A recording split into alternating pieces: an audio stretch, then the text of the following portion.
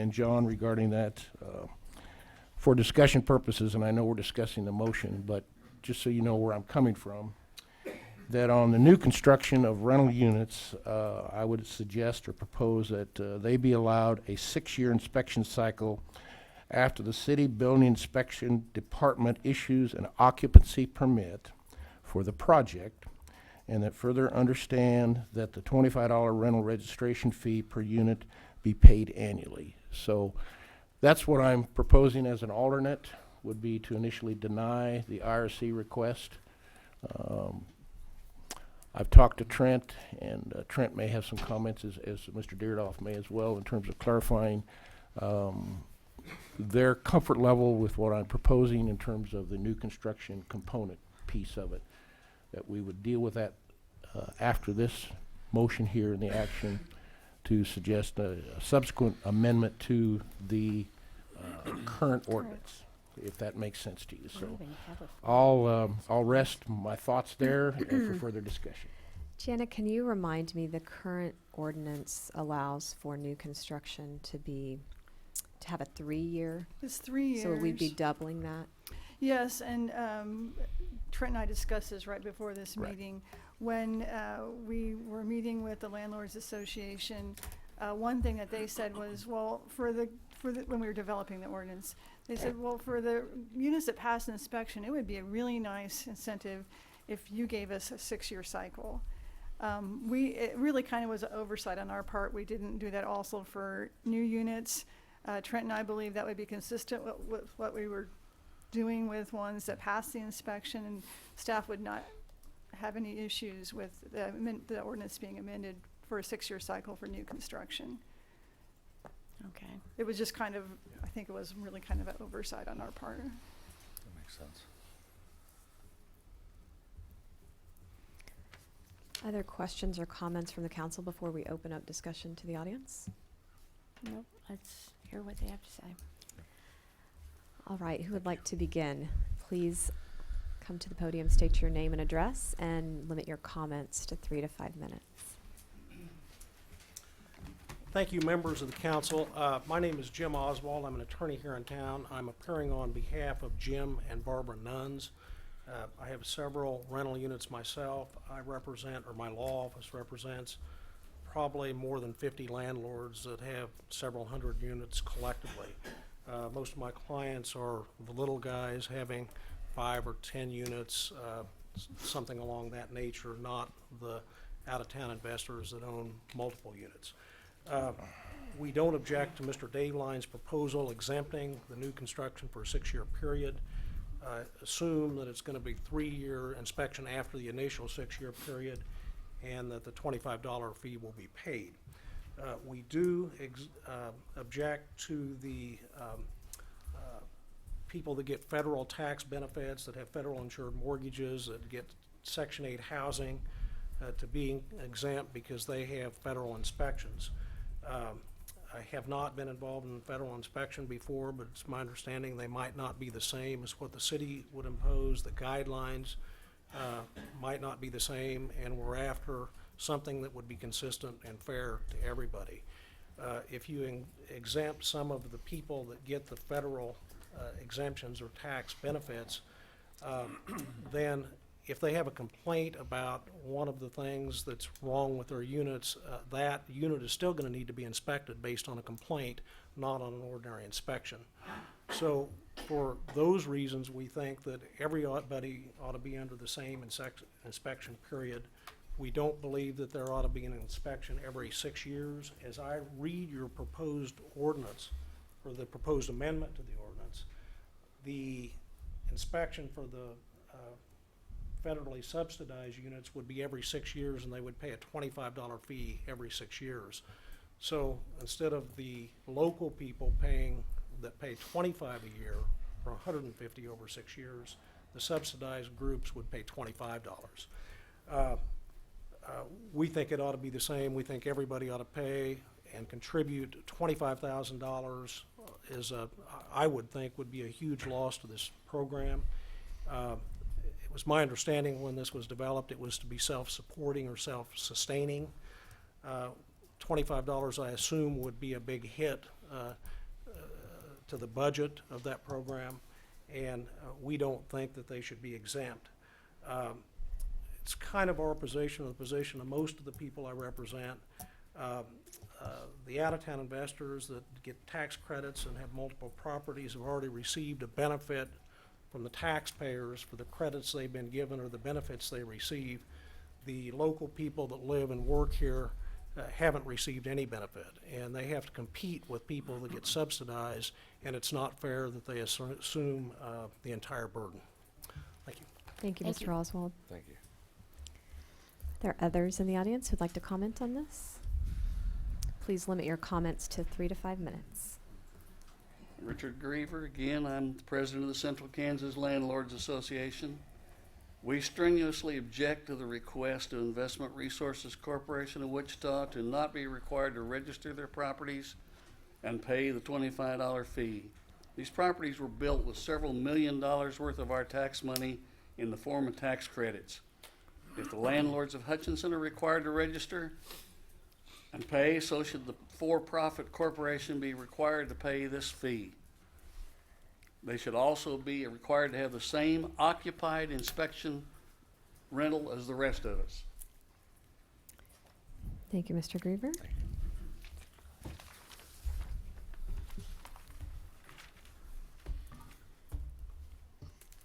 I'm Shara Gonzalez, Executive Director of New Beginnings.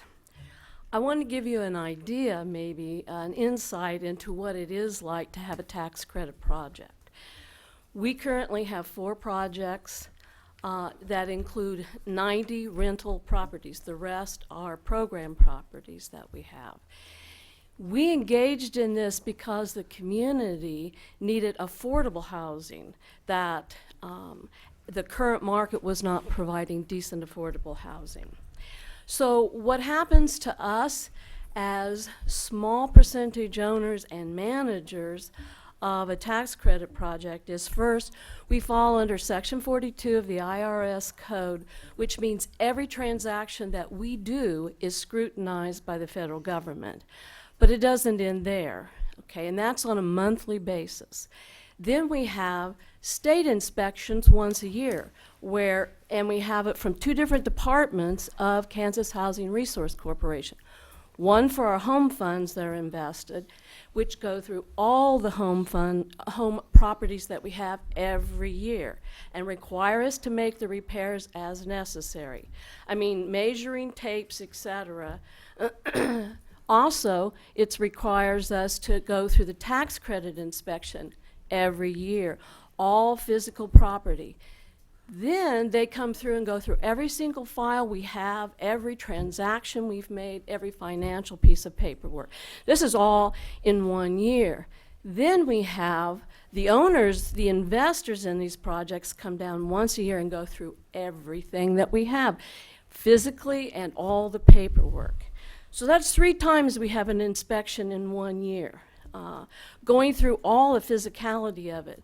The compliance of this project is so immense, we've had to hire 1.5 people just to manage the compliance to these projects, which begins to limit the ability we have to care for the properties. I don't mean manage the properties, but make sure that we are, being true to our tenants, taking their complaints, working with them, because we go the extra mile. We make sure if they can't pay rent, they find funds elsewhere. If they have problems in the community, we actually refer them out and work as case managers, even in our rental properties. So then we look at the costs. We pay $7,000 a year to the state and owners' entities per, per project, and on 3 of them, and $11,000 on 1. So that's that is a lot of money to pay out for compliance and inspections. And on top of that, the staff. So now we want to add another layer of government inspection that's going to cost hundreds of dollars. And the reason why there is subsidy in these houses is so that the rent can be affordable to people. And there's a cap on what we can charge for rent because of that. So if we have to increase if our expenses are increased and we have to increase the rents to people, we may not be able to. You're out talking about hundreds of dollars worth of additional expense to us, which means we start to move properties out of the affordability, which was the purpose in the first place. I mean, and I believe that's what this body wanted, was affordable housing when we started the Housing Task Force, to make sure that there was decent, affordable housing. So I'm asking that you do allow the other inspectors to be inspecting us. And we're tax credit projects. We're not Section 8 housing, which is different. So those are my comments. Thank you, Shara. Now, from what I understand, Section 8 housing is inspected randomly, but not every property is inspected. Is that how that works? Please, yes, please. Hi, I'm Matt Catanese. I work for the most unpopular company in the room right now, Investment Resources. Yes, to answer your question, Section 8, the difference between all other housing and Section 8 housing is that Section 8, you basically have a fixed rent. HUD comes in and they tell you, here's your rent for this unit for this year. We don't get the opportunity to go, oh, there's 25 extra bucks. I'll just charge my tenants that extra money. It's a fixed number. And they base that on what the rent of the other units in the market is. The inspection process is generated through the mortgage insurance premiums. And that basically, we pay mortgage insurance premium on our loan, and then every year or at least every third year, depending on your score, HUD comes in and does a real estate assessment, and that is an exhaustive, I think I covered that last time, the exhaustive amount of inspection. They do health, life, safety, ingress, egress, electrical. I've had guys wiggle a toilet seat before and say it was too loose. It is an exhaustive inspection. Is that on every unit you have? It is on a randomly checked unit, so they'll do, if you went through a normal inspection process, it depends on your scoring, but I believe that they do 25% is pretty typical depending on property size. And again, that's, I guess I agree. And I said I was very supportive of this program. I'm very supportive of them coming and doing an inspection on all of our units. We don't mind paying some to help participate in that. It's just I don't have anywhere else to go and get $10,000 a year. And that's what it's going to cost me when they're showing these numbers here. I'm 10,000 of that. And it's not like I'm sticking that in my pocket. We put our money back into our properties. We spent $600,000 on Prairie Village the other year. New windows, new HVACs, those types of things. I mean, we're trying to make our properties better. And I appreciate your comments on affordability. That's what we're trying to do. And if you go and just keep tacking fees and tacking fees, it doesn't make any sense. You guys voted 5-0 last time to have staff visit with us about some recommendations. I didn't get a phone call. I got a bill, but I didn't get a phone call. So I'd just like the opportunity to, basically just have the opportunity to visit with somebody, make some changes. We don't have to do just this. We could make some changes, but at very least, we ought to have an opportunity to sit down with staff. That's my piece. Thank you. Thank you. Thank you. Janet, can you maybe help me understand the difference between what properties like New Beginnings, the type of inspection they undergo? Because it does sound like they do have an inspection on each and every property. I might have to have Trent help me on the inspection side. It's not Okay. really my area of expertise. Sorry, Trent, not I'm Janet. putting him on the spot. Thank you. Well, we might have to have Shara get back up. Trent Maxwell, building official. Her situation versus Matt Cantonese, I can't tell you the difference between them. We haven't had a discussion with Shara ever, myself at least, to do with her units, what inspection she gets from the state or HUD or REACT or whoever.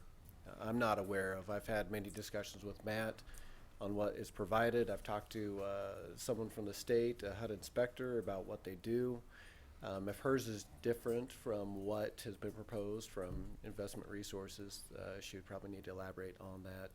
Because just as Matt said, he said on average, based on scoring, it's 25% randomly selected, Probably if the scoring's better, maybe the number's less.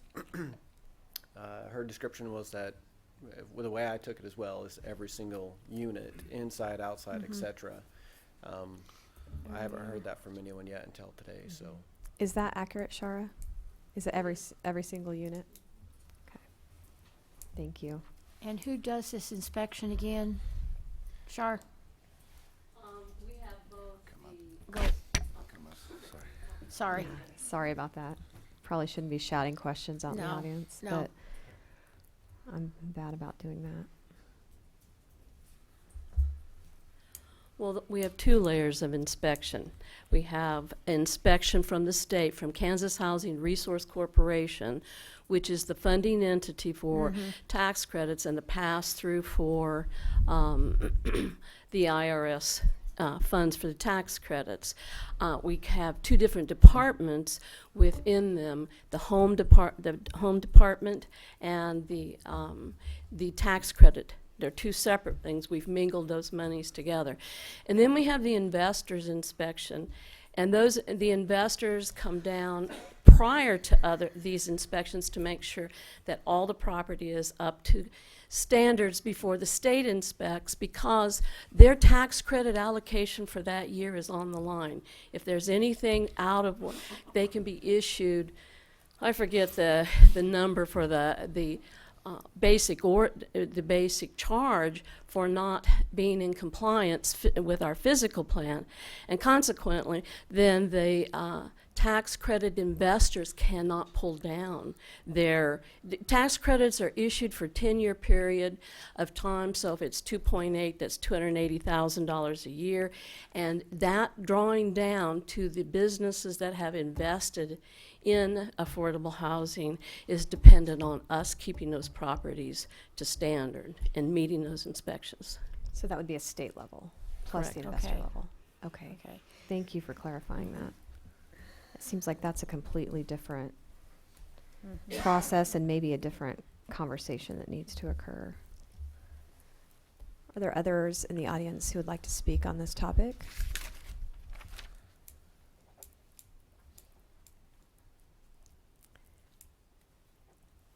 Are there other questions or comments from the council? Just a comment, and I raised it as a question at the meeting, I guess maybe a month ago, when we spoke about this. My feeling, my sense, and I'm a landlord myself, that a $25 per year fee is $2 per month, and that $2 per month shouldn't make or break my business plan in terms of the units that I rent. Now, I know that there are other things that can come along, and there's a fee here and a fee there, and things can add up. But this one that we're considering, this one alone, is $2 per month. And even with in my opinion, a subsidized property or a Section 8 property, $2 a month isn't going to make or break my business plan in terms of operating my rental properties. And that's what I anticipate should be true for any landlord. If it does, they need to look at their business plan. Are there comments or questions? I would just comment that the individuals I've spoken with in this matter are pretty much overwhelmingly in favor of what John had suggested, is to not accept the amendments that are in front of us. Some cite fairness, others cite the fact that it would be self-funding, and then question whether it would be or wouldn't be after the amendment, and then where would that money come from, and so on and so forth. So I guess I tend to lean that direction as well. I'm with Dave. The comments I have had have been very much, it needs to be fair, equitable across the board. I'm a little concerned about just now hearing about Shar's comments about the tax credits and the inspections that are required for those units. Was this not discussed when y'all were putting this together? I mean, aren't you on the Housing Commission? And you did not express at that point in time the level of inspection that you already were doing? And come back up, sorry. I guess I'm a little frustrated there with not hearing this until just now. I did say we were inspected, and I was told that that would be not part of the inspection process. Okay, okay. I'm sorry. You were That- told that you wouldn't be inspected. Not the subsidized units, correct? Okay. Because we're already inspected. I also want to say that it's not just money, but I want you to know that as a nonprofit, we developed affordable housing not as a business plan, not as somebody investing for money to make for ourselves, because New Beginnings makes no money off of Yeah, that. no, I understand that. And at times, New Beginnings has had to subsidize these units because they didn't cash flow. So it's really detrimental to our organization, I guess I would say. It backflows into our organization the way it's structured currently. And also the time we have had in probably 6 months' time, 3 different inspections. We then cannot get to turning over properties, renting out properties, because we're busy dealing with the inspections. And I don't think that's the purpose.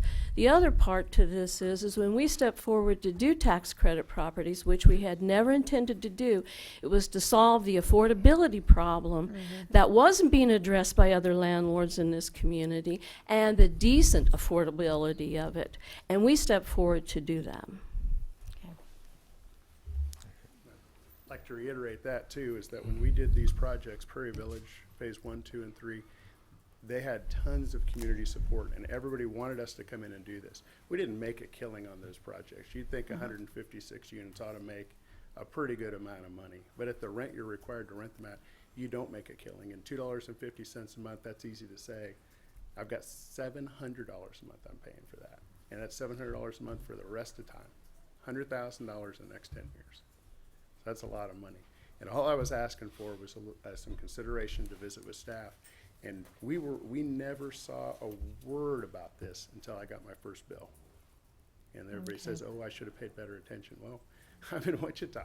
They could have sent a letter and said, hey, here's what we're proposing. Do you have any comments to it? Excuse Nobody me, sent me I anything. I have to They jump in didn't. here. They didn't. We have sent notices to people in July of last year. We sent notices, I don't know if you're mailed, I don't know, and we didn't get anything back, so. And also, Shar being on the Housing Commission, that ordinance came before them multiple times. We can pull the minutes. Maybe she missed the meeting. We did discuss exempting, but decided not to exempt. So I apologize, What- but I just. That's fine. All I got was a bill. That's One of first the, one I got. one of the things I'd like to point out too, and Matt and Shar, you know probably this, but we talk about developers, whether they make money or not. In most of these projects, the Wiley Building, 720 North Main, there's a significant developer fee that comes out day one. So what we're talking about is rental that is ongoing expenses, but there is, and Matt, I assume you get a big developer's fee when these projects first start. So that needs to be pointed out too, that the developers are making money or they wouldn't be doing these things. Well, yeah. In the case of New Beginnings, however, they're not typically the developers on their own projects. They're the property managers and Right, the and- nonprofits. and- So, and they get stuck with the bill. The Well- developers make the money. So I can kind of Yeah, I understand would the point that out frustration with there. 720, but whoever developed that, there was a developer's fee. Yeah. And the fifth and project we're working on with New Beginnings, there's a developer fee in that as well. Now, not near what we've seen in some other projects. Wiley Building had a developer's fee in that. So the Wiley Building would be very comparable to what Shar and Matt are talking about in that they Yeah. have multiple Right. inspections and they're aware of that, and I believe they've registered their units. Yeah. Well, I just sense that everybody feels attacked on all sides in here. And Matt, your comment about being the most hated man in the room, honestly, it's not that at all. You provide such a needed service to this community. And I'm kind of with John. I understand that on some level, people wouldn't be doing Section 8 housing if it wasn't making money.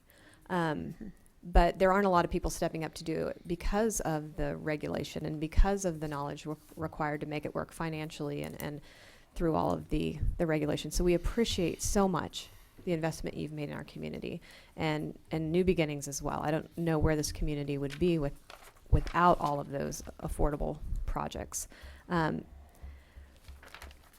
on the other hand, the feedback I've gotten as well has all been in favor of retaining the rental registration program as it was originally written.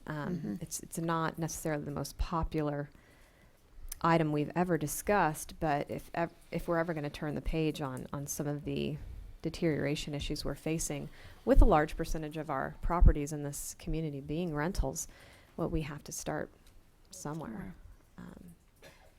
And I do commend staff for the work they put into it. It's, if I remember correctly, because I was attending Housing Commission meetings nearly every month, and I'll admit that this was a pretty big passion of mine because I think it's an enormous piece of solving the housing problem we have here. It was recommended by a community committee that, based on the 2009 Housing Needs Assessment, it was in that report. And I remember when this came before us, we specifically asked about the notification process and what that entailed. And I do believe that was extensive, that Right. multiple letters were mailed out, and I'm not sure if those didn't reach the right person in some case, and there's We sent them to the property owner of record, and I was just, trying to remember what all we did do. We had a training in July, which we notified everybody on. We had a training in November, which we sent a notice to every landlord, postcard notice. And then we sent out a notice, I believe it was June or July of last year, just telling them this program's coming. So every landlord, and there's a couple landlords on the council, should have received at least 3, pieces of correspondence from us. Now, I can't say why Mr. Kentney's did not get those, but we were very diligent, trying our very best to send notifications to the property owners of record for all of the rental properties in town. And I would think it would be easier to identify some of the larger property holders as well than some of the individual ones. I know there's been some question about trying to identify what's rental, what isn't. Some are quite obvious. Well, in fact, it was the exemption for the family members was triggered by all the folks that we sent up one of Exactly, those so there notices was- out, and they're like, right. oh, my son lives there, he pays no rent. There was definitely a response to feedback that we received in the Right. community, but I guess what I really wanted to point out was that the responsibility for creating this, I don't really rested in the ideas of staff. No. Irene, at the time, the housing director, she did not want this. It was not on her agenda. It was not on Jana's agenda. It certainly isn't a headache that John wanted. This is something that came out of citizens. This is something that I personally supported. So I mean, if you're angry, I would appreciate if your anger were directed more in my direction than in Jana's, because I think staff's done a really good job of working through something that wasn't even their idea in the first place. Very much came out of the community and the community's idea for how to fix this. So, were there other comments or questions? I'm back to what we said earlier. Let the program work. Let's find out where the flaws are as we progress, and I'm sure there'll be things revealed we hadn't considered. I am in favor of what John had suggested. I see the merit to new construction. If you get a passing grade on existing, and that garners you what, a six? Six year. Why wouldn't new construction, which would be just as rigorous, if not more highly inspected? So I would be in favor of that. But amendment. without the fee exemption. Correct. Yeah. And then, but yeah, let the process attempt to work and see where we go from there. So John, correct me if I'm wrong, we would settle on this item and then maybe give direction to staff to amend, and that would come back before us if we did choose to give direction in that Correct. manner. Okay. Okay. Well, my thought process has been in all of this, and I know there's been a lot of deliberation over the last couple of years on this thing, but I'm a guy that likes to find some solutions to part of an issue, and that this is a compromise, and I hope you view it that way, although they affect different properties and different developers different ways. That's what I'm after, is some mutually acceptable compromise that we can move forward on it and allow the program to work, and this seems to be the best solution, and I'm all about trying to find some solutions. It's always a balance between incenting development and regulation that's necessary. So that's always, we're always going to grapple with that. So we do have a motion and a second on the floor. Last call for comments. Just to make 100% sure, and I did second, but we are, in the move to deny, we are making no changes to the existing rental registration inspection program. Correct? Okay, please call the roll. Deckent, Yes? Inskeep, Yes. Dave Line, Yes. Soldner, Yes. Pyros de Carvalho. Yes. Next item, please. Now, let me just, for clarification, I don't know if this needs to be presented in a form of a motion or a recommendation that we pursue the alternate proposal that I laid out. We've discussed in terms of the new construction piece. I think if you want to go ahead and do that in the form of a motion. All right, direct us I'll to make a the motion appropriate- to place on the table that for new construction rental units be allowed a 6-year inspection cycle after the city building inspection department issues an occupancy permit for the project. Further understood that the $25 rental registration fee per unit be paid annually. I would second that. Comments? And John, you're intending that the first inspection be 6 years after construction, or after occupancy permit, and then based on that inspection, whether it be a 3 or 6 year following that would be determined by the inspection. Is that correct? That's correct. Okay. Further comments? Yeah. Please call the roll. Deckent, Yes? Inskeep, Yes. Dave Line, Yes. Soldner, Yes. Pyros de Carvalho. Yes. Next item, please. Item 7A, consider contract amendment number 1 with J.E. Dunn Construction Company. Wait a couple seconds here.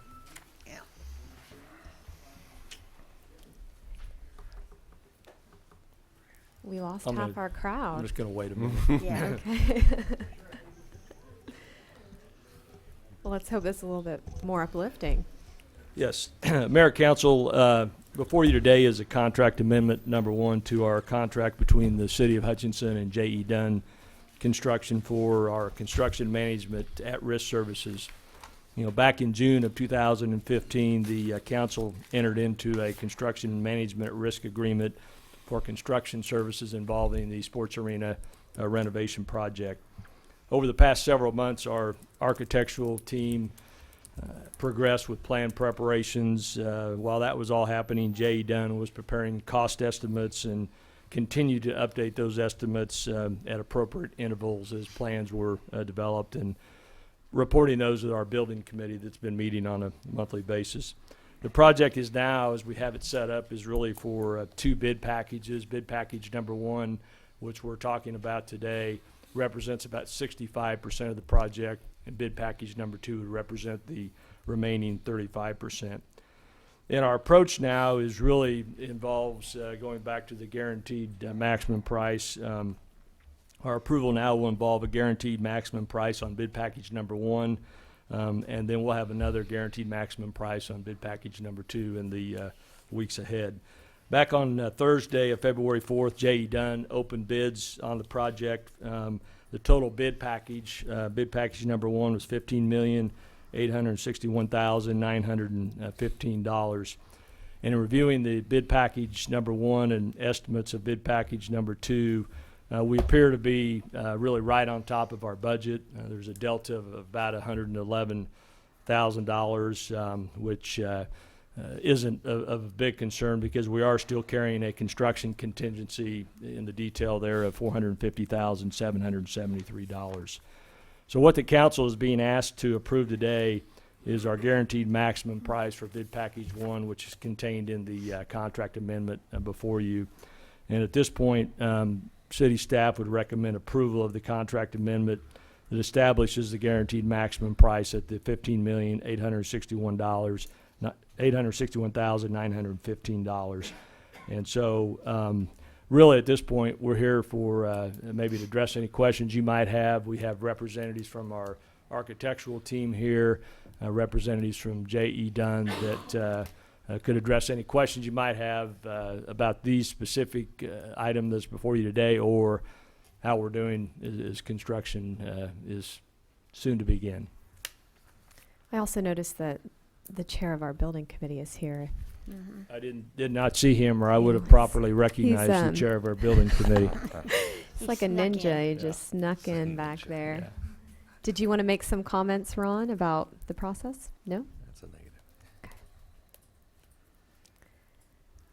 Questions? John, on- I had one question, and it comes from the letter addressed to you by, from J.E. Dunn, February 10, Exhibit A as part of our packet. Right. On the second page, in the paragraph, allowances, I have that too. last sentence says, should the bid amounts be higher than the allowances carried, we will ask for a change order to cover the difference. And that confuses me. I thought, just dealing with the GMP, I thought once that was set and approved and then that was it. This seems to say that there could be something above and beyond that, or am I misreading Yeah, it? the allowances, and I might have Scott come up from J.E. Dunn to talk about the allowances in our bid package 1. I mean, weather provisions, miscellaneous steel, maybe express, Okay. talk a little bit more detail about what that represents. Sure. Scott Sherry with J. Dunn Construction. Very good question, actually. The way we typically set up the GMP is using allowances for information that we're not sure of that's been 100% complete. So for amendment number 1, we've got 4 allowances, 1 for temporary protection. So what we don't want to do in an existing arena like this, in a construction sequence that's going to be phased, is ask the bidders to apply dollars to temporary protection. And what we mean by temporary protection is when we go in to start construction on the existing building, there's going to be means and methods that are going to have to occur in order to allow the existing patrons to egress and ingress in and out of the building throughout construction. Until we actually get, our feet on the ground there inside the arena and really start to dissect the building, knowing those paths of travel, knowing areas where doors have to be put up for temporary protections. It's not in the best interest of the city to ask a bidder to place dollars towards that because we don't know the answers just yet. So with the allowances we put in place on bid package number 1, it's just for things of that nature.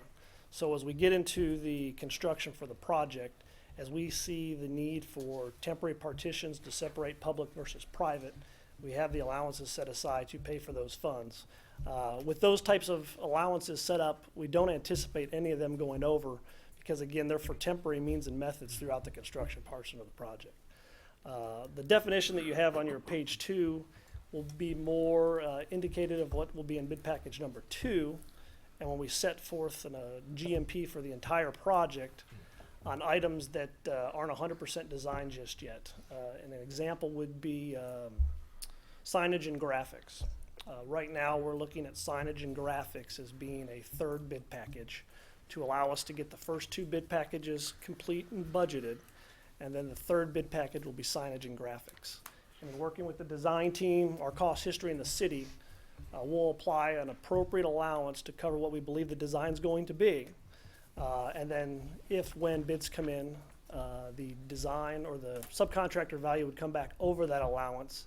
Then there's discussions to be had of, okay, where did we go wrong with either the design or the construction cost? Do we want to amend the allowance to afford what was provided in the design documents, or do we want to make some modifications to the original design to still meet the design intent?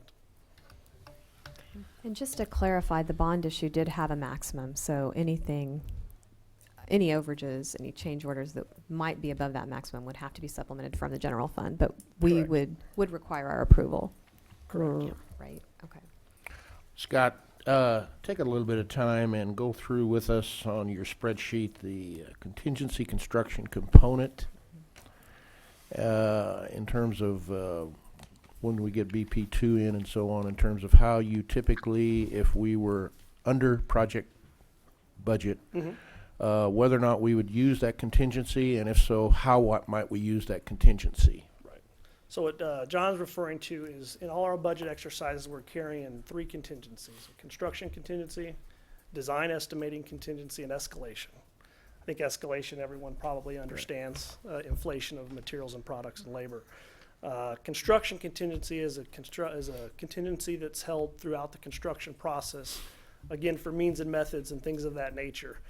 We know rain's coming up, so we want to allow a few people to work a few extra hours to get things covered up. Construction contingency covers that type of thing. The design estimating contingency is just that. There's a lot of unknowns in the pre-construction process. There's a lot of unknowns that the city throws at us with regards to what they want and what they need. So we hold these design estimating contingency pots of money, if you will, so that when we go to bid, it'll cover those unforeseen or those gaps that we just couldn't get onto the drawings just yet. So if you look at the spreadsheet on bid package number 1, when we bid it out to the subcontractor community, which we bid 10 packages, the cost of work for those subcontractors actually came in slightly over budget. However, again, that's what design estimating contingency is for. It's to cover those gaps. So by the time we prorated the design estimating contingency and escalation that we are carrying for the 65% we just bid package number 1 came in roughly $350,000 below budget, which is what we all wanted.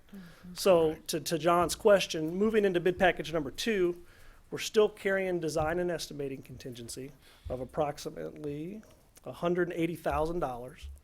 And then we've got an escalation that's still being carried of approximately $95,000.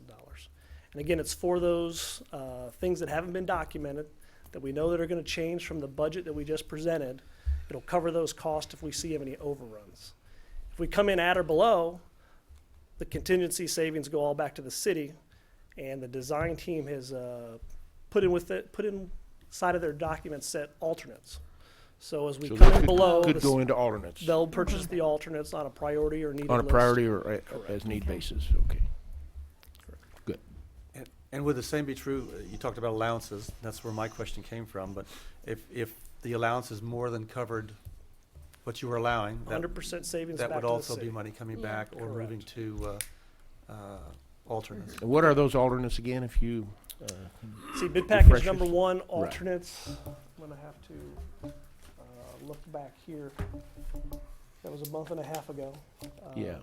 One of them was the parking lot. That's exactly what I was gonna That's ask. bid pack 2. that's 2. Was that two? Yeah, that's That is 2. 2. Yeah, Bid package number 1 was mechanical units. Mechanical, right. Pricing different manufacturers to see who the best value was. There was also an electrical alternate with regards to some of the site lighting, Site lighting. reusing existing parts and pieces. Yeah. Plumbing fixtures. Just like And plumbing plumbing fixtures fixtures in the corner In the existing corner, restrooms. existing Correct. restrooms, right. Correct. Sorry, I couldn't Yeah, think sorry. back. Yeah, that I'm far. sorry, yeah. We Parking have lot bid- apparently was light poles and Yes. LED lights or something like that. Correct. Okay. So each bid package will have its own attached set of Correct. alternates. So bid package number 2 actually just hit the streets this morning. It bids March 3rd, which is a Thursday, I believe. And there's 5, 6 alternates associated with that, and was where the parking is Great. with regards to the east and west lots. Thank you. Okay. Cool. There are further questions?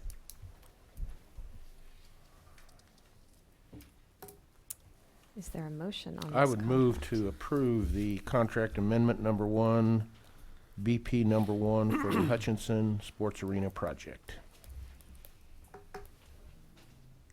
Second. Comments from the audience or the council? Hearing none, please call the roll. Deckent, Yes? Inskeep, Yes. Dave Line. Yes. Soldner, Yes. Pyrus de Carvalho. Yes, next item, please. Item 7B, consider real estate contract for purchase of land at 11th and Hendricks. Paul Brown, City Attorney. Council, you have a contract before you for the acquisition of some lots to the east of the current firehouse at 11th and Hendricks. This is for the new firehouse to be built to provide additional space for its design.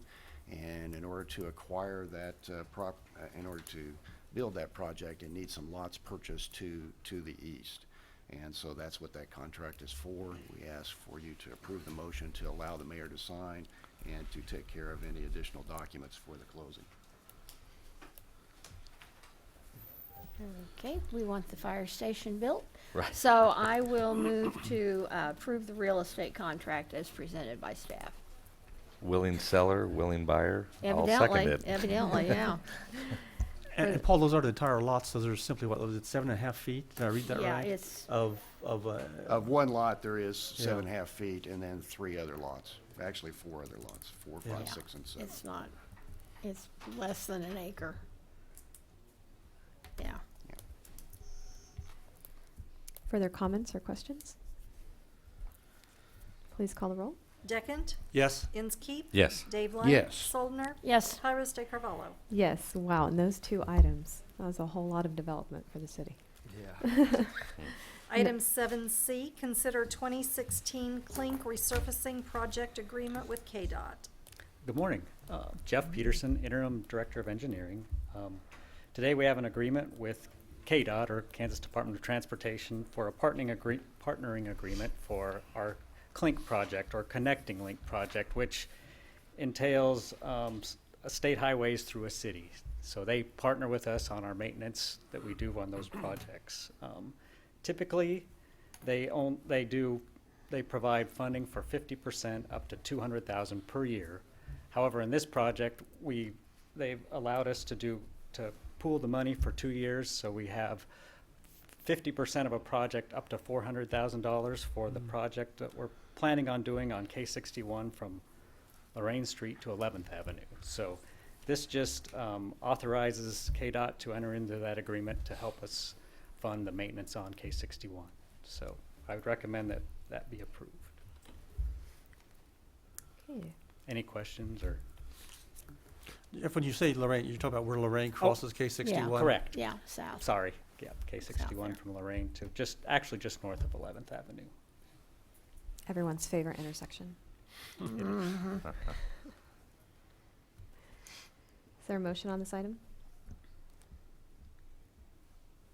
I would move we approve the agreement with KDOT for the 2016 Clink resurfacing project as presented by staff. Second, Please call the roll. Deckent? Yes, Inskeep? Yes. Dave Lang? Yes. Soldner? yes, Pyrus de Carvalho? Yes, next item, please. Item 7D, consider bid tabulation and award for Avenue C and Main parking lot. Good morning. Again, Jeff Peterson, Interim Director of Engineering. On January 26th, we received 3 bids for the proposed project. The low base bid for the project was from APAC Kansas Shears Division in the amount of $195,772.50. With that, the base bid is for primarily just the construction of the parking lot. It also includes the installation of conduits for electrical that would be future used to install lighting or some temporary receptacles, so if there's an event that happens in those areas. There was also an alternate bid that included finishing the lighting and all the electrical wiring that goes along with that. So, however, as we kind of alluded to it, the base bid ended up being 9% over the engineer's estimate for the project, or about $11,700 plus or minus. In reviewing those bids, they appeared competitive, and I think the costs are in line with the type of work that's happening there. It's fairly difficult to fit a parking lot into exact costs and things that we have available for these things, but the majority of this project will be funded through the CIP, which is for this project, and then we're in the process of trying to determine the remaining funds to finish up the project, or at least the base bid of the project. So we're working with John and on those items at this point. So although that the bid was higher than the engineer's estimate, it is our opinion that the bids are reasonable for the project. And it is recommended that the base bid of $195,772.50 be accepted and the project awarded to APAC Kansas Shears Division. Do you have any questions I just had a concerning quick this? question about the budgeting. Sure. Did we use the engineer's estimate in our CIP?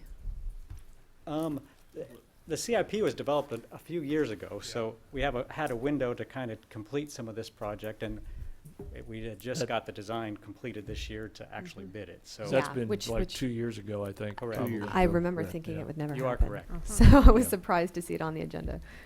Okay, thank you. Jeff, how- just one question. Certainly glad you included the conduit in the project. Disappointed about the lighting, of course. Would just hope that you and your staff will seriously look at this project with a priority to hopefully incorporate that into the 2017 CIP program. So that's one of my requests. I would second that, especially in that. I did look along there. There isn't lighting per se in the Yeah, parking lot. I But noticed there is that. some Yeah. street lighting and Street then there's lighting some on there on- sidewalk on me, lighting. I but saw that, but- that won't spill over to the No, right. to far east. You're correct. Right.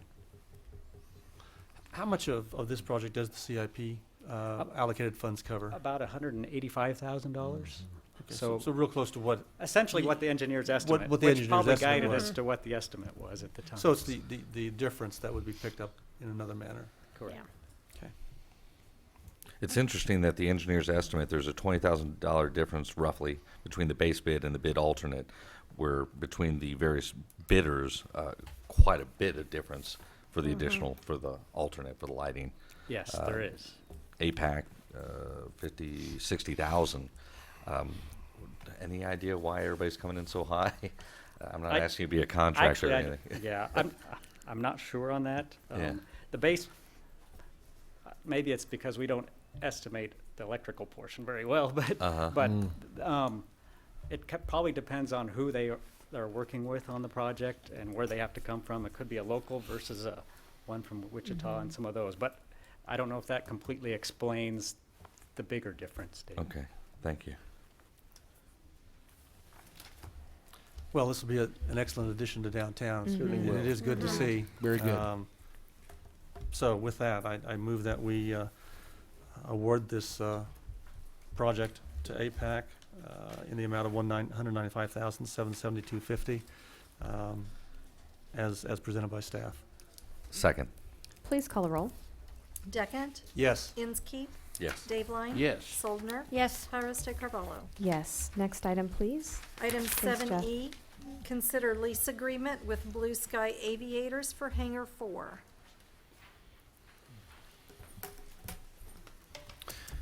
Good morning again. Peter Miller, Hutchinson Airport Manager. I'm kind of excited. I'll keep this short because I get to talking sometimes. I'm pretty excited about this lease agreement. If this works out the way it looks like it's going to, this is going to benefit a lot of different things at the Hutchinson Airport. And with that, it's kind of a unique lease agreement, at least for us. And I'm going to give you a little bit of background here. Hangar 4 out at the Hutchinson Airport was built in 1948.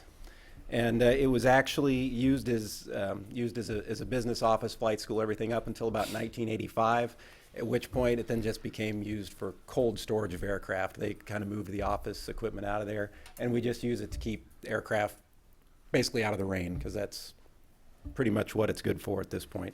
Until August of 2015, Wells Aircraft used to lease that hangar from the city of Hutch as part of their overall lease agreement. In August of 2015, they said they no longer wanted to lease it, didn't need the space. It's kind of dilapidated. It's kind of a beat up old hangar. So I went to the airport advisory committee and asked them what we should do with that hangar. They asked me to gauge the interest of if anybody else would be interested in leasing that hangar and see if they wanted, what they wanted to do with it. As part of that request for proposals, they asked me to put a paragraph in there that said, because of the condition of the hangar, that the city would consider in lieu of lease payments for tenant improvements. Basically, we would deduct the amount that they're paying each month if the tenants were the ones that were to fix the hangar up so that they can do kind of what they wanted to do with it. We actually got 3 proposals from different companies around town here wanting to lease that hangar, and the advisory committee chose Blue Sky Aviators. It took a couple months, but we actually came up with a pretty good deal. And here at the end, I'll go into a little bit of their business plan. I was kind of hoping somebody from Blue Sky might be here this morning, but I think there was a miscommunication on a couple different things, so I'll be able to. I've got a pretty good idea of what it is their business plan is, what it is they're trying to do. So some of the high points of the lease that actually makes it a little bit unique for us is that after the negotiations, we came to an agreement that they would like a 15-year lease, basically a 5-year base lease, and then 2 5-year extensions for a total of 15 years.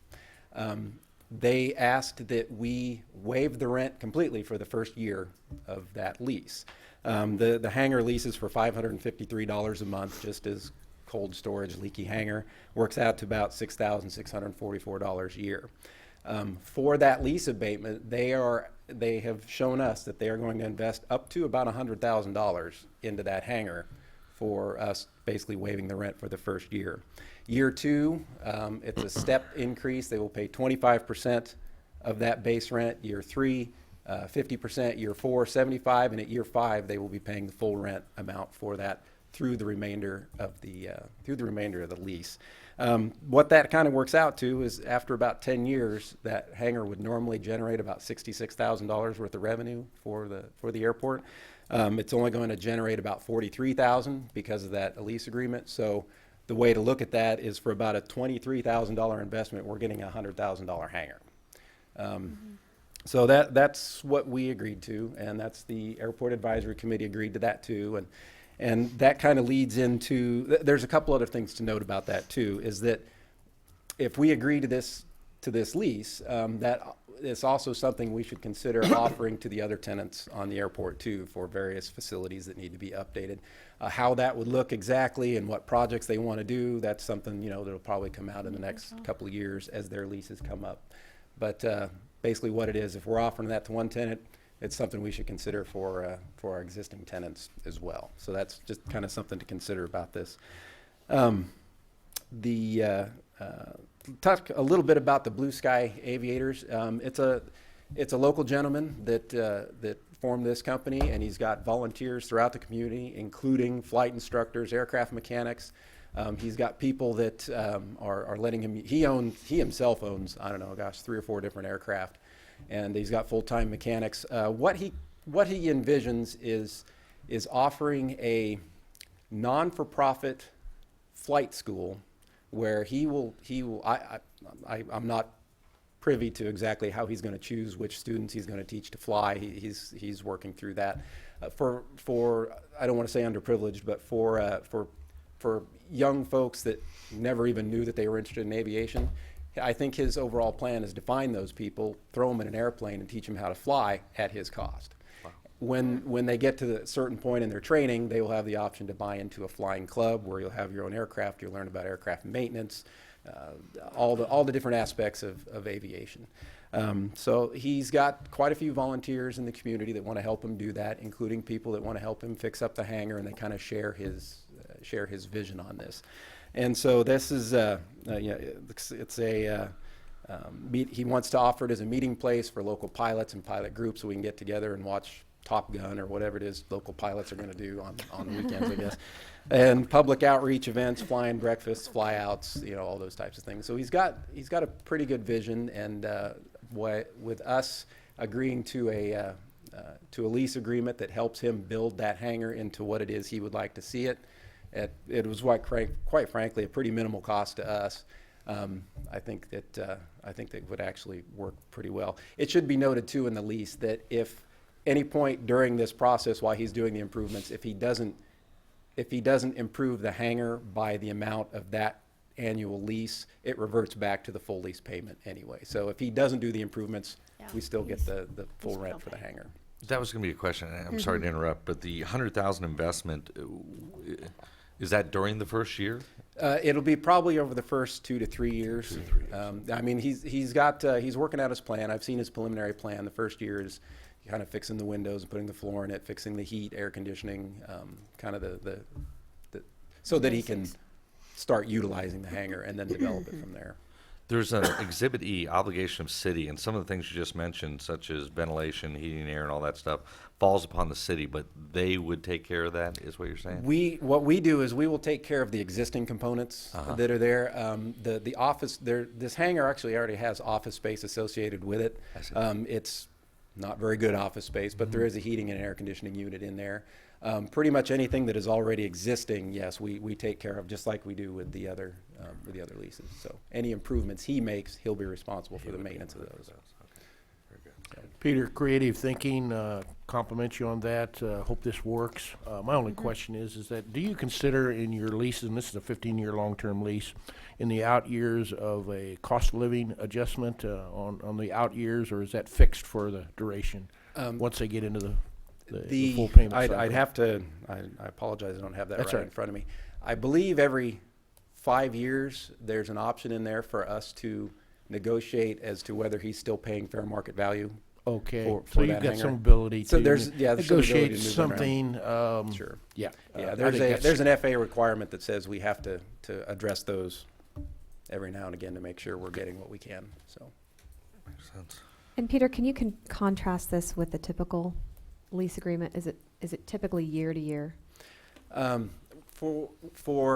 Well, no, I should say most, all of the leases we have out there now for the facilities, if they're city-owned facilities and Wells Aircraft and Midwest Malibu, the steakhouse, they're usually five-year base or initial term leases with 2 5-year extensions.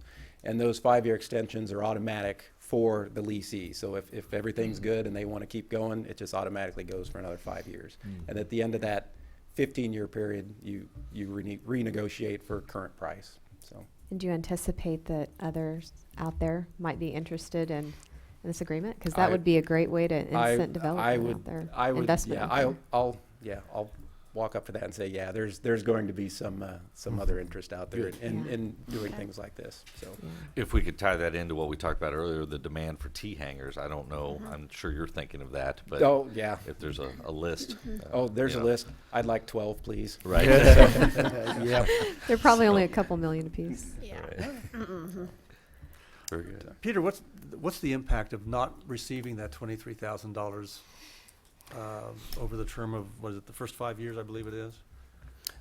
Yes, the kind of the way, the way my budget works is that I'm about 62 to 65% of the annual budget out at the airport actually comes in the form of the lease payments from our tenants. So it'll be a little bit of a hit.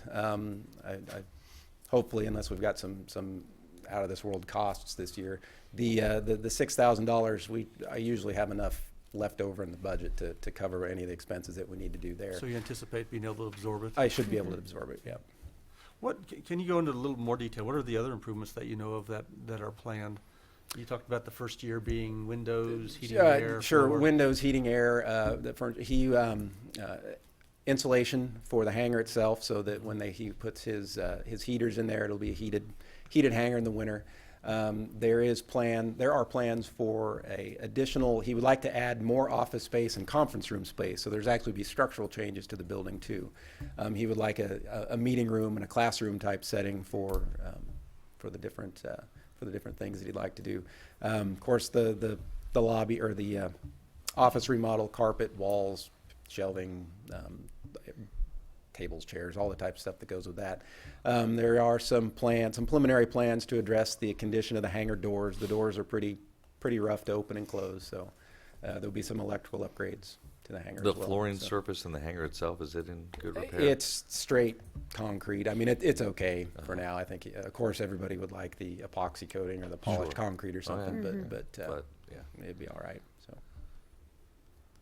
What, after these improvements, what will be the rental value of that space?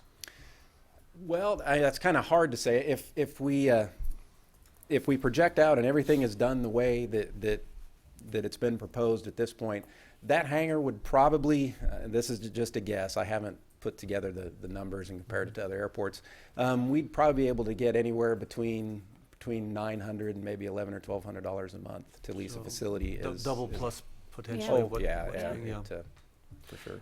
And now, is that the value, I mean, is that the rent that you'll be looking to negotiate to during the first 15 years, or not necessarily? Not after the first 15 years. We felt it fair that if he was going to invest that kind of money into the hangar and live there for 15 years, we weren't going to turn around after 5 years and say, okay, now Look at now this pay great for it building twice. we Yeah, have. look at this great building Yeah. we've got. Yeah. So his rent will stay the same every 5 years as we negotiate But that. the until 5-year 15 increase would just simply be based on the Con- building's consumer possession of price it. index. That's how we do Yeah. most of the leases out there. But So, again, based on the condition he took it in. yes.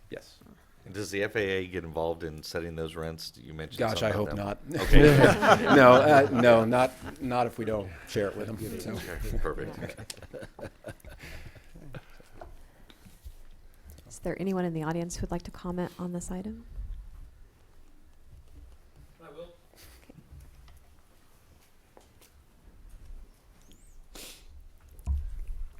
Good morning. Mayor, Commissioner. Don Rogers, Wells Aircraft.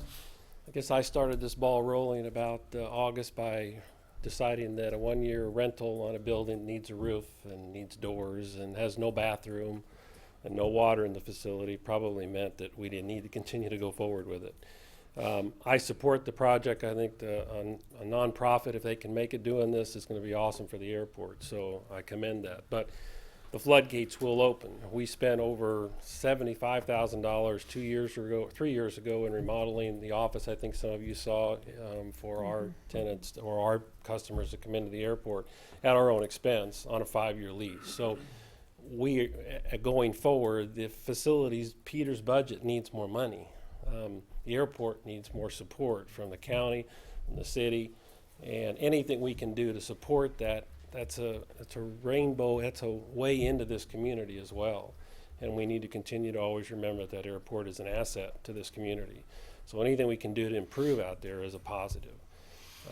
But the question lies: you're going to put a roof on this leaking building. We need to put bathrooms in this leaking, or that doesn't have this building. Additional funds for the city are going to be spent in order to move forward in an avenue like this. And as a renter of other buildings that are in similar or worse condition, that we haven't been able to spend the budget on. If private money comes available to do that, I just hope this will be considered going forward for the other leasers, not only for us, but for Midwest Malibu and the Steakhouse, and to continue to keep that facility up and going. Thank you, Don, and we definitely appreciate the investment you've made. And I would agree with you. And I think that the council as a whole, that it was one of the items that came out of our strategic planning session, was that there's a lot of potential out there at the airport. Well, and thank you for visiting it. That was Yeah. great. Yeah. Thank you. Thank you. Thank you. Are there other comments? I simply want to second John's comments that he made. It's good to see creative, innovative ideas. Maybe they will, maybe they won't all fly, but that pun wasn't intended. See what he did there. Bad. Yeah, it was bad, an unintended bad. Maybe they won't be something that will proceed, but it's good to see those, and certainly in this case, it seems to be a win-win. Okay. Is That there a was bad. motion? Is there a motion on this item? I would, in order so that we can see that this deal can take off. Oh. I'm just trying to help. Make it stop. I would move that we approve the lease agreement with Blue Sky Aviators LLC for Hangar 4 and authorize the mayor to sign, please. Second. Please So that's call not the a roll. fly in the ointment. There it is. Oh, I knew it. I knew it wasn't over. Please call the roll. Deckett. Yes. Inskeep. Yes. Dave Yes. Soldner. Yes. Tyros de Carvalho. Yes. Next item, please. Item 7F, consider authority for filing of civil lawsuit. Paul Brown, City Attorney. Council, when the city served with complaints or petitions for legal matters, most procedures for civil procedure allow the city to counterclaim or counterpetition or to bring its issues into play in the litigation. That's not true with the Public Employees Relation Board. In order to do that, you have to file a separate petition of your own. You can't counter anything, and it has to be filed independently. It's also true that we have a city council policy that for the bringing of a civil lawsuit, except for limited circumstances, and there's a copy of that policy with my memorandum, it takes council approval. So that's why I'm here asking for council approval, basically to fully litigate the issues that have already been introduced before the Public Employees Relations Board by the International Association of Firefighters 179. The issues that need to be addressed before the Public Employees Relations Board on the city's behalf have to do with the most recent 2016 contract that was approved with the fire union. As you may recall, that contract was negotiated, it was approved by the union vote, it was signed by their president, and it was presented to this council for approval. And the council so approved that contract. And then in October of 2015, the union filed a complaint with the Public Employees Relation Board challenging that very contract. So it's important that the city respond to that, and in order to respond and fully litigate the issues on the city's behalf, I need the council's authority to file a complaint on behalf of the city, and that's what's being asked today. Thank you, Paul. Is there a motion? I move we approve the filing of the civil action as requested by the city attorney. I'll second. Comments or questions? Hearing none, please call the roll. Deckent? Yes. Inskeep? Yes. Daveline? Yes. Soldner? Yes. Pyrus de Carvalho? Yes. Next item, please. Item 8, report of city officials. All right, let's start with Nancy. Always look down this way. I want to commend Amy Bickle and several of our local photographers for the very nice article in the most recent Kansas magazine about things to do in Hutchinson if you decide to come visit for a weekend. So, congratulations to those folks. Absolutely. Steve? Speaking of things to do, today's Tuesday. 2 days from today, in Memorial Hall, Mary Poppins, the musical, is going to start production. Should be a grand, extravagant musical, and would encourage all to consider attendance. Thursday, Friday, Saturday in the evening, and Sunday afternoon matinee. Will you be performing? No, I don't in the big ones. I'm going to be shining a spotlight on performers. That's great. Thanks for the reminder. All right, what about you, David? Nothing to report, thank you. John? Nothing, Mayor. Okay, I just had a few things. I did want to remind everyone, I think our next meeting is March 7th. Is that correct? Our next formal, Yeah. Yeah. I know we have one Thursday, Yeah, but right. that's also the day of the sports arena ribbon cutting, 2 p.m. The next meeting is March 1. right, Okay, I'm sorry. good. Okay. Well, good. I can Thank have you. another opportunity to remind people to go to that then. Quick question to Paul. Not the first time I've heard about Fourth Amendment. Oh, the search and seizure bit? Yeah, on the rental registration. Is there any case law that would support that argument? I'll prepare that for you. That'd be great. And wanted to put 2 cents in for bid package number 2. Ron has already left, so I'll contact him. But on that contingency, that a priority be put toward parking. Mm-hmm. Additional parking. You can refer that to Councilman John? Dave Lyons on Yeah. the committee. On Yeah. bid package number 2, when the contingency priorities come into play, if we could strongly consider parking. I don't know what the building committee is, what their appetite is for that, and what the other Yeah. alternates are. I know, Mayor, that has been expressed and conveyed to the building committee on numerous occasions.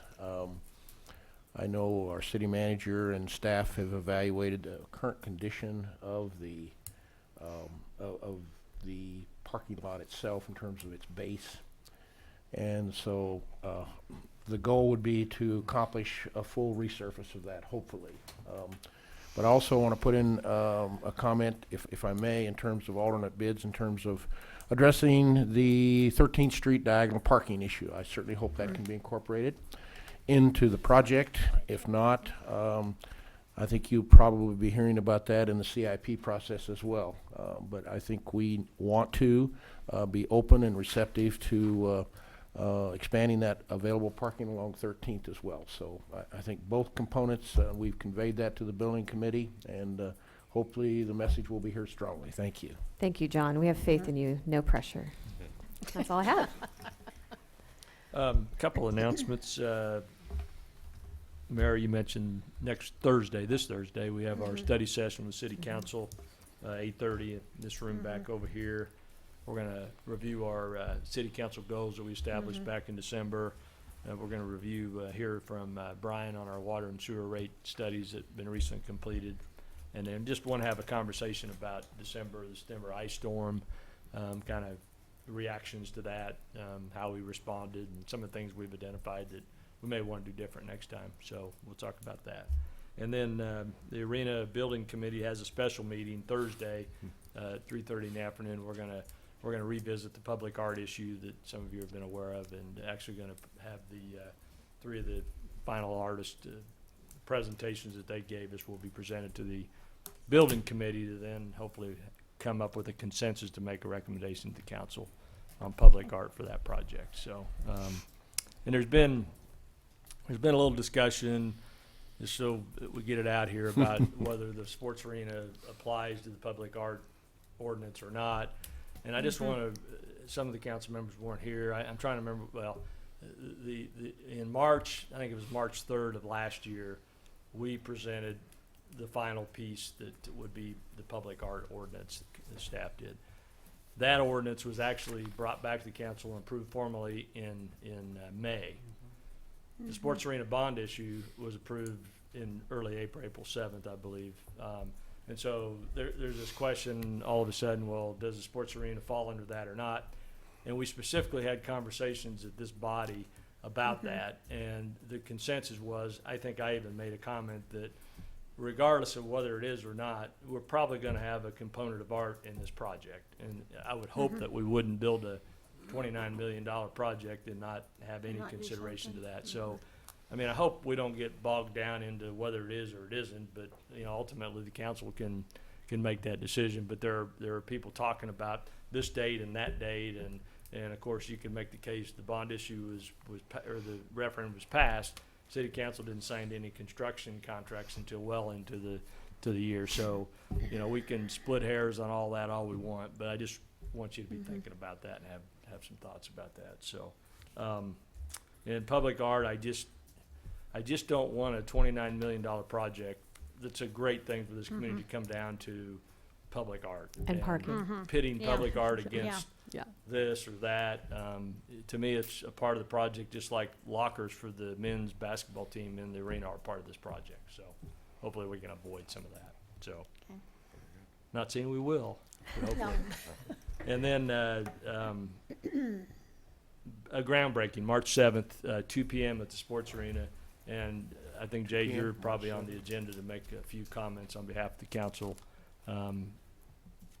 I filled in for our group yesterday at the Appreciate that. contract signing, which is really a neat event. The chamber Yeah. did a nice job with that, the contract signing with American Legion and JCA. But I'd be happy to visit with you about what things we might want to say there. So, Great. Thank you. yeah. What And time is that again, John, on the 7th? 2 o'clock on the 7th. And I'm not sure where we're going to be at. You know, more details on, are we on the north side, are we on the south side, are we inside? I'm not sure. on the weather. Well, we'll be inside digging up something, I guess, if the weather's bad. So we'll give you more details, and there'll be people there to direct everyone. So, and that's really all I have for you, council. All right. Thank you. Looks like we are looking for a motion to adjourn. So moved.